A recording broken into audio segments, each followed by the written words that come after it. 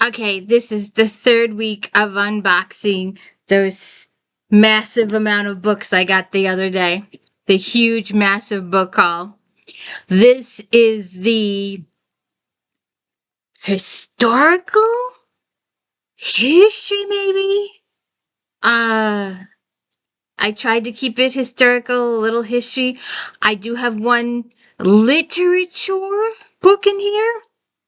A couple, and there's a couple of, actually, I'm gonna probably throw in a couple of other, uh, uh, books too. I guess romance type situation.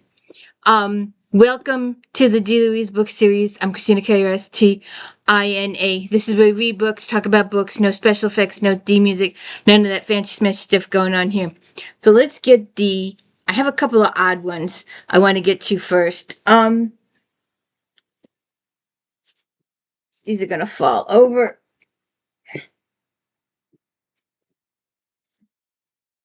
Hey, look. No special editing here.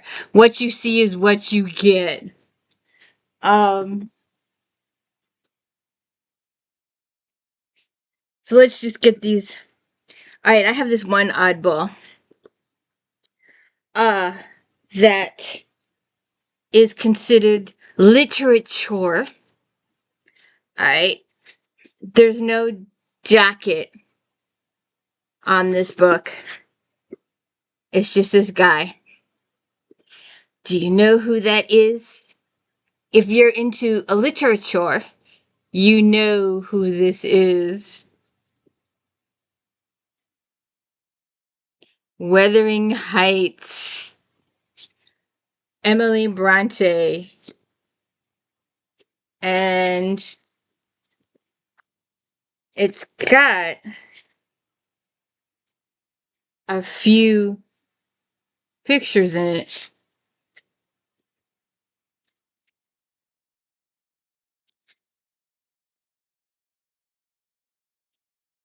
So that's our first oddball. We'll get to the other one in a couple minutes. Some normal people. Mary Higgins Clark. Santa Cruz.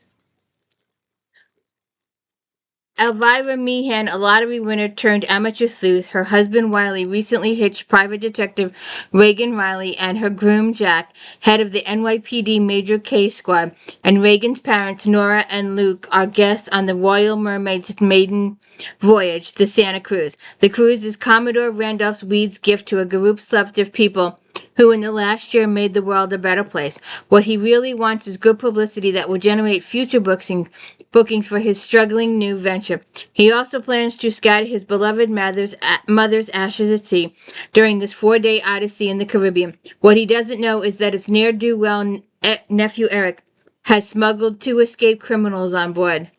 Ooh. Moving target, Elizabeth Lowell.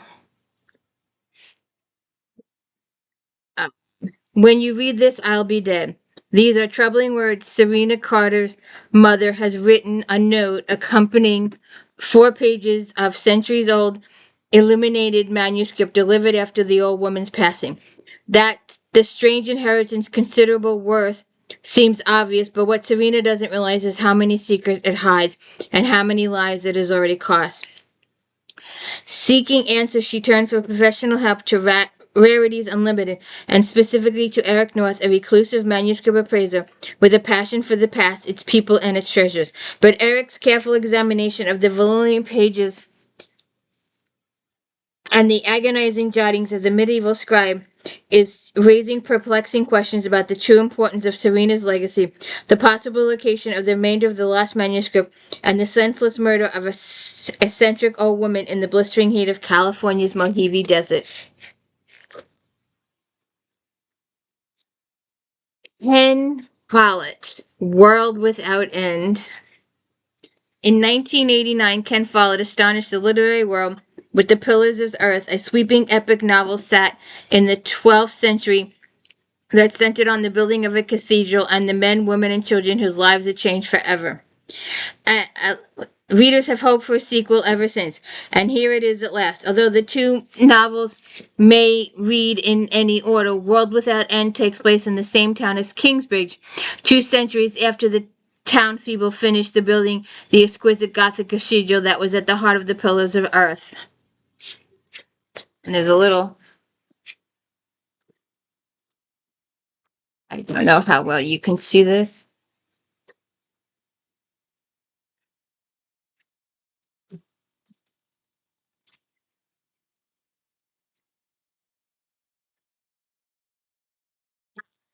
The Rule of Four, Ian Caldwell.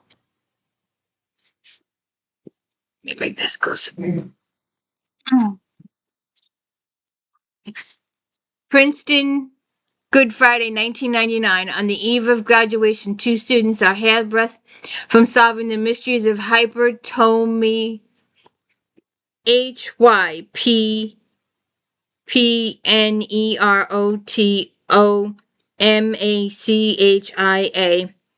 POLIPPHILI. A Renaissance text that has baffled scholars for centuries, famous for its hypnotic power over those who study it. The 500-year-old HYPNEROTOMACHIA may finally reveal its secret to Tom Sullivan, whose father was obsessed with the book, and Paul Harris, whose future depends on it. But as the deadline looms, the researcher stalled until an ancient diary surfaces. What Tom and Paul discover inside shocks even them. Proof that the location of the hidden crypt has been ciphered within the pages of the obscure Renaissance text.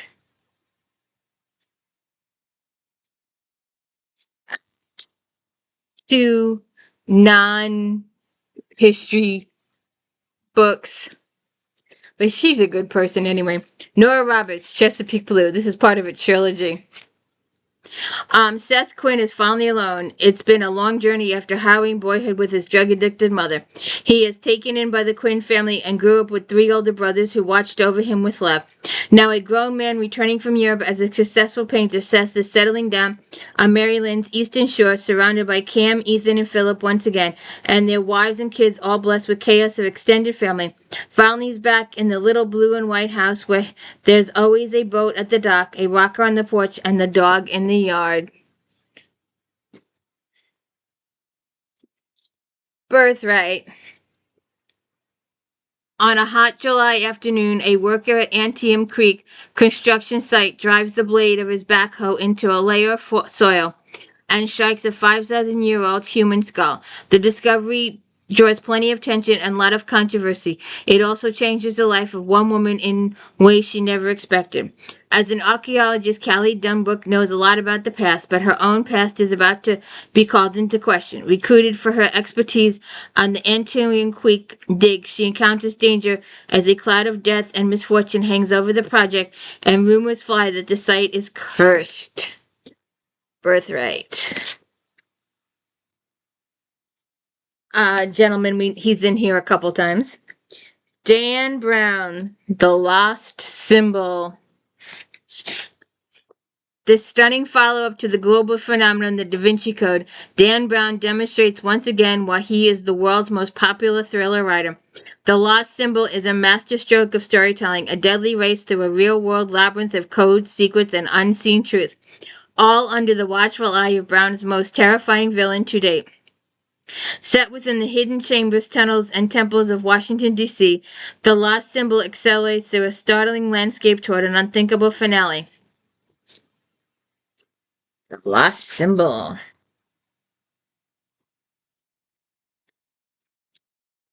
David James Duncan, The Brothers K.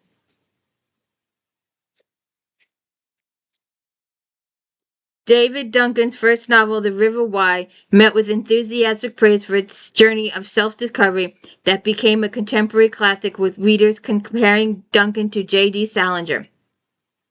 The Chance family is wild about baseball and cantankerous about religion. Papa is a gifted but luckless minor league pitcher whose big league hopes are fading. Mama is a devout Seventh-day Adventist, constantly in motion to save her wayward sons. When a male accident crushes Papa's thumb and Mama's inexplicable fanaticism threatens to shred what little the family has in common, parents and children find themselves embattled over the ideals represented by baseball and religion.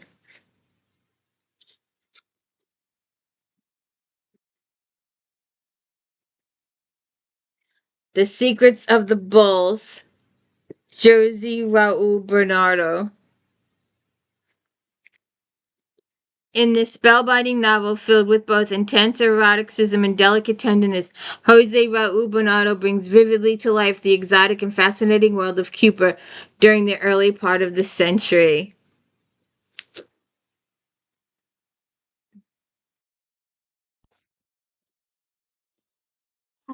Andrew M. Greeley.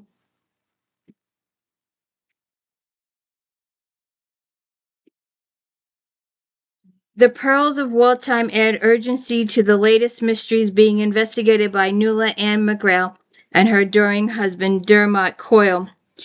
More than a little fate, Nuala has a well-deserved reputation for getting to the bottom of even the most tangled intrigues, even when they may be taking place on the other side of the world.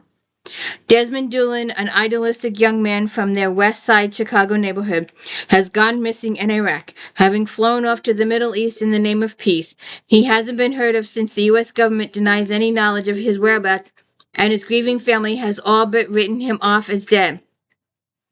But Nuala is convinced that there's more to the story, and herself won't stop asking questions until she finds out what really became of Desmond one way or another. Oh. Nostalgia novel Dennis McFarland. This stunning Civil War novel from best-selling author Dennis McFarland brings us the journey of 19-year-old private abandoned by his comrades in the wilderness who is struggling to regain his voice, his identity, and his place in the world, utterly changed by what he has experienced on the battlefield.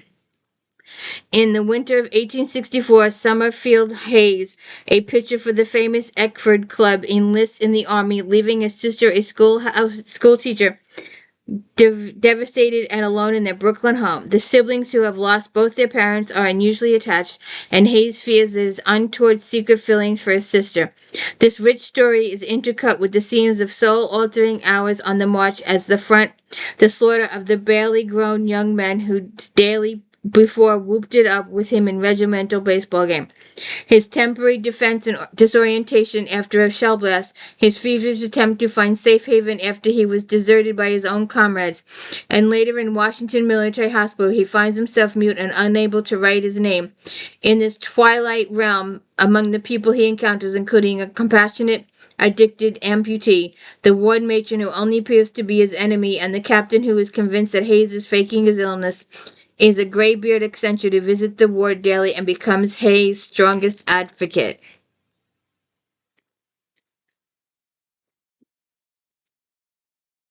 The Sleepwalker, Chris Bo something. Sorry, I can't pronounce it. I have no idea how to pronounce it. When Anna Lee Alberg goes missing, her children feel the worst. Anna Lee is a sleepwalker whose affliction manifests itself in both devastating and bizarre. Once she merely destroyed the hydrangea in front of her Vermont home. More terrifying was the night her older daughter Lena pulled her back from the precipice of the Gale River Bridge. The morning of Annalie's disappearance, a search party combs the nearby woods. Annalie's husband, Warren, flies home from a business trip.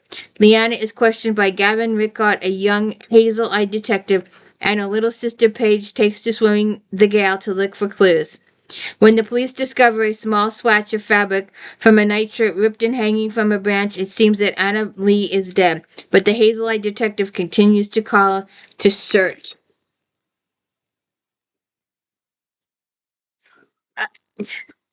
I think I'm gonna do a reading for oh, here we go. Here's another Mr. Brown. Dan Brown, Inferno. Harvard professor of symbology Robert Langdon awakens in a hospital in the middle of the night. Disoriented and suffering from a head wound, he recalls nothing of the last 36 hours, including how he got there or the origin of the macabre object that the doctors discovered hidden in his belongings. Langdon's world soon erupts into chaos, and he finds himself on the run in Florence with a stoic young woman, Sienna Brooks, whose clever maneuvering saves his life. Langdon quickly realizes that he is in possession of a series of disturbing codes created by a brilliant scientist, a genius whose obsession with the end of the world is matched only by his passion for one of the most influential masterpieces ever written, Dante Alighieri's dark epic poem, The Inferno.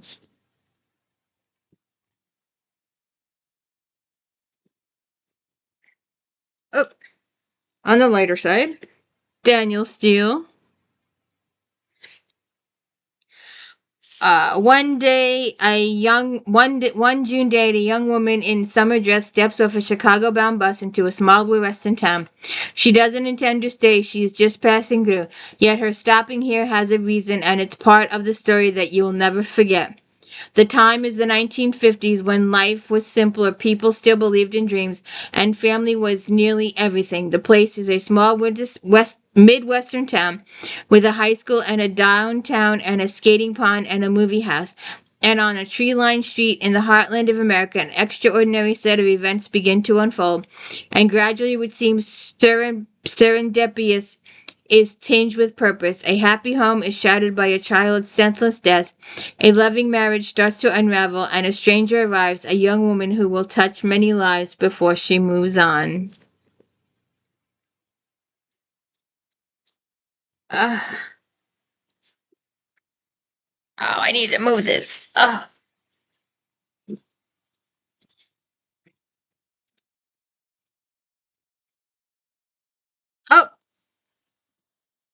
the book itself.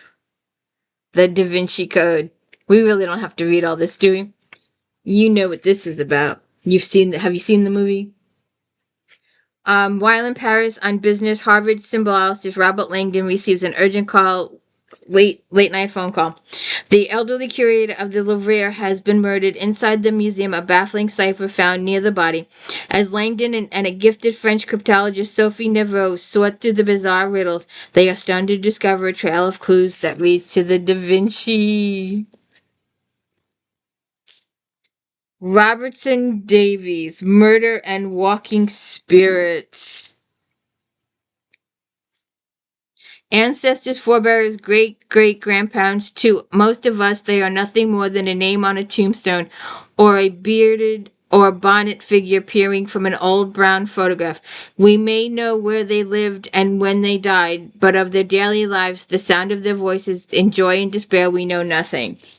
Imagine then the surprise of Gil Martin, the 44-year-old entertainment editor of a Toronto newspaper, when he is violently thrust into attendance at an unusual film festival, one involving his own forebears. Unless I am entirely out of my mind, this is something which sets before me the core of my ancestral experience, captured as a film captures experience in a narrative that is coherent as well as what we call real life can ever be.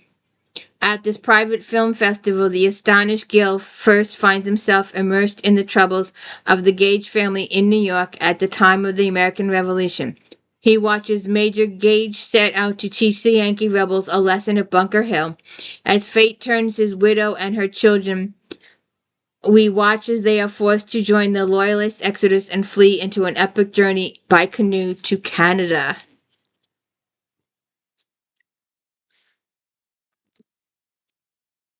Another author. Someone was just asking me for this the other day. Erik Larson. Uh, Bringing Chicago era 1893 to vivid life. Erik Larson's binding bestseller intertwines the true tale of two men, the brilliant architects to bind the legendary 1893 World's Fair, striving to secure America's place in the world, and the cunning serial killer who used the fair to lure his victims to their deaths.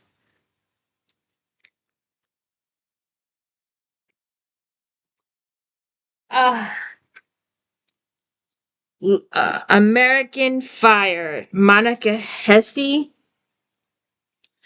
The arson started on cold November night and didn't stop for months. Night after night, the people of Accomack, Virginia, once the richest rural county in the nation, waited to see which building would burn down next, regarding one another with compassion of the first and latter suspicion. Vigilante groups sprang up patrolling the rural coast. Volunteer firefighters slept at their stations. Local police were stretched thin. The arsonists seemed to target abandoned buildings, and by the dozen they were going up in flames. Over 2 years of investigation, Monica Hesse uncovered the motives of troubled mechanic Charlie Smith and the struggling accomplice girlfriend Tanya Bundick.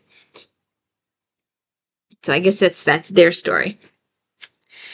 Between Two Worlds, Simon Schwartz BART. Simon Schwartz BART's new novel is set in her native Guadeloupe. Although that little island is the center of her story, her universe is a much larger one. Her real subject is slavery and what comes with it.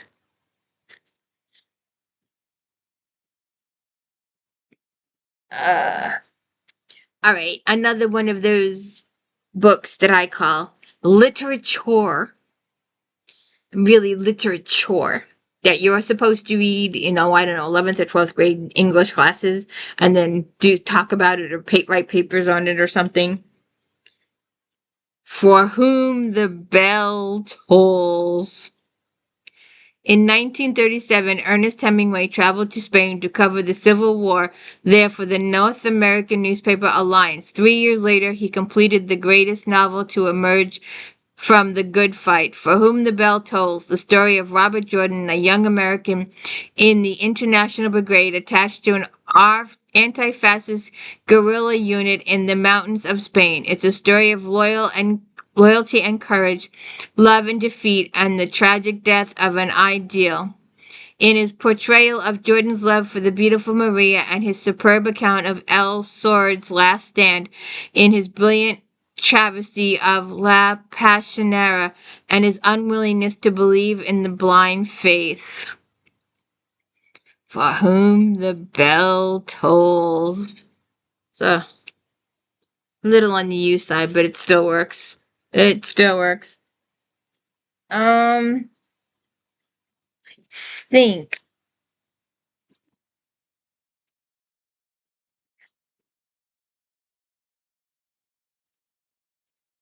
Not sure.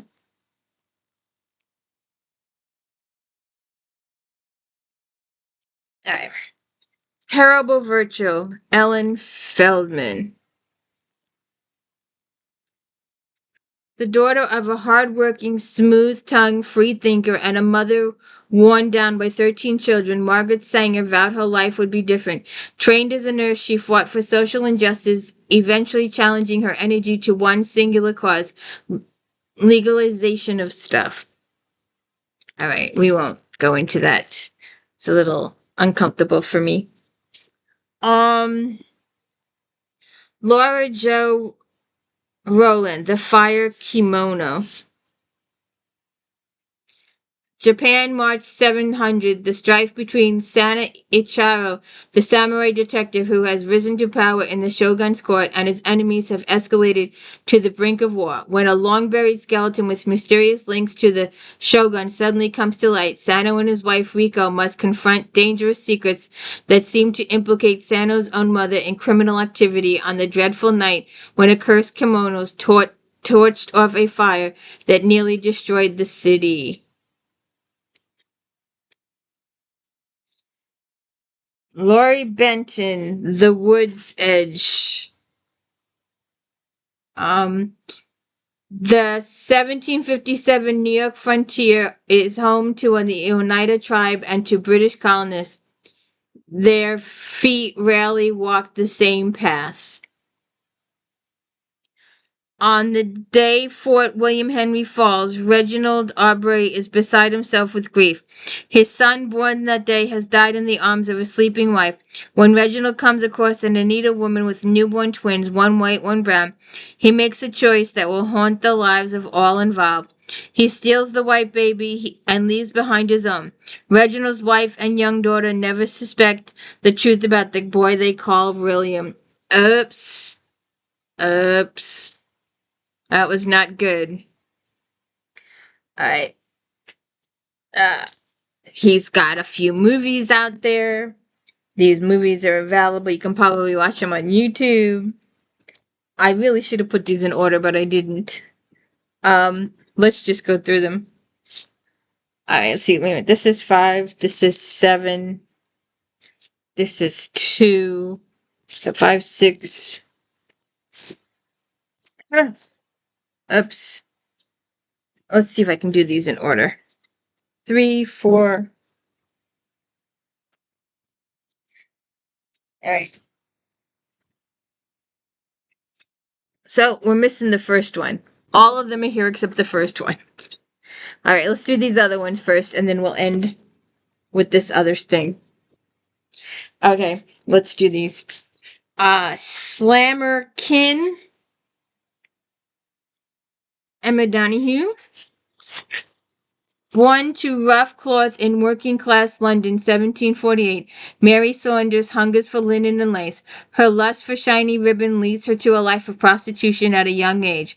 A dangerous mishap sends her fleeing to Monmouth and the refugee of the middle-class household of Mrs. Jones, her mother's childhood friend. There she becomes the seamstress her mother always expected her to be and lives the ordinary life of an ordinary girl. Although Mary becomes a close confidant of Mrs. Jones and a catalytic effect on the entire household, her desire for a better life leads her back to prostitution. Ultimately, Mary remains true only to the 3 rules she learned on the streets of London. Never give up your liberty. Clothes make the woman. Clothes are the greatest lie ever told. And it's clothes, their splendor, and their deception that will finally lead Mary to disaster. Oops. Queen of This Realm, story of Elizabeth I. Jean Platty, who is also Victoria Holt, who's also Philippa Carr, and one of the world's most popular writers under any name, now crowns her remarkable career with a new and exciting venture, of which this is second volume, the Queens of England series, told in the first person by each great queen herself, dramatized in that authentic, rich historical detail for which Jean is. Alright, what's the book about? She once destined to rule a nation that would dazzle the world if she could conquer her reckless desires. Elizabeth I came to the throne of England by twisting paths marked by grave dangers. Declared illegitimate by her father, the mighty Henry VIII, in a power play that altered the face of Europe. Almost destroyed by treachery of her first great romance, Thomas Seymour, and his marriage to her own stepmother, Elizabeth, was placed in moral jeopardy when her half-brother Edward's life ended shortly after his ascension to the crown. Under the harsh reign of her half-sister, the Catholic ruler known to Protestants as Bloody Mary, Elizabeth was sentenced to the dread Tower of London, yet she prevailed by the sheer brilliance of her political instincts and her canny patience and determined moderation. Alright, now, we're missing the first one. We're missing the first 2, I think. Let's get on here. John Jakes. It's the Kent family. With the end of the colony's fight for independence begins a new and even more glorious battle to build a nation. 2 generations of Kent struggle to find their place in new land. Philip's young son, Abraham, falls in love with his stepsister, Amanda, a girl with the heart of a woman who was sold to bondage, brutalized, and violated by Sioux warriors. The Furies. Spanning the young American continent, the continuing saga of the Kent family follows the dangerous, blood-soaked years of our nation's mighty expansion and thrusts a brilliant new heroine into the foreground of its struggles. Amanda Kent, a victim of savagery, devastated by humiliation and heartbreak, is driven by one burning desire to restore the House of Kent. The Titan.